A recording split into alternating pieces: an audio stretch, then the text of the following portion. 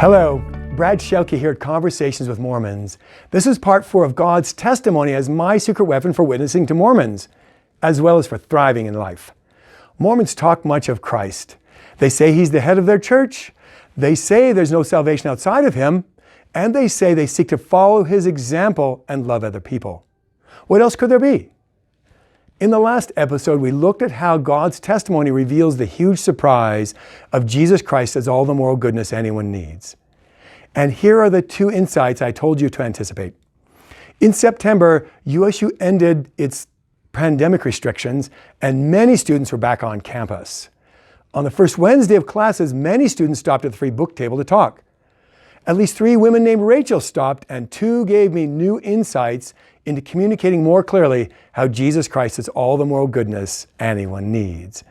The first, Rachel, was a freshman in psychology. As we chatted, I mentioned that all of engineering is about one question: how does this work? She replied that psychology is all about that, and then declared that all of life is about that question. She gladly welcomed my questions, which helped her notice Jesus as the how to moral goodness for her. Later, another Rachel stopped. As our conversation moved to her expectations for my behavior, she declared that I should never do evil to her friends or anyone else. I told her I didn't meet her expectations because I'd done evil. She said she had too. Did she know anyone who never did evil? No. Had she heard of anyone in history who never did evil? She said no, but after a pause added, Jesus Christ never did evil. I should have brought Him into the conversation. Her words struck me as natural, real, and powerful, and she used that phrase several more times as my questions helped her discover Jesus as the how to moral goodness for her. Immediately after she left, a downcast Mormon came to the table. As our conversation moved to his expectations for my behavior, he smiled for the first time.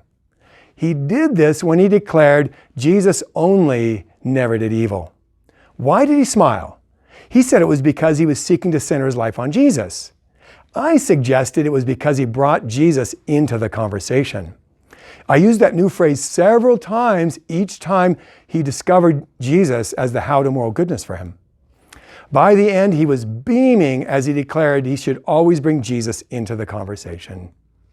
I gave him a take-home assignment of praying at least once that day and thanking God for sending Jesus Christ to die in his place to take care of all of his sins without his help. I modeled the prayer for him, and he said he would do it. A month later, a Mormon stopped to thank me. 2 weeks earlier, he had overheard talk about bringing Jesus into the conversation. He had begun to apply it, and it was changing his life.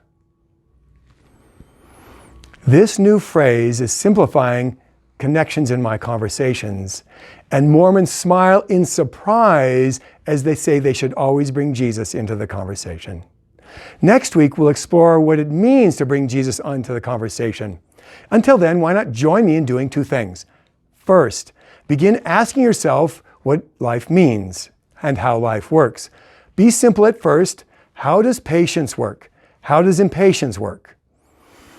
Second, why not join me in thanking God for making it good to always bring Jesus into the conversation? Welcome to the conversation.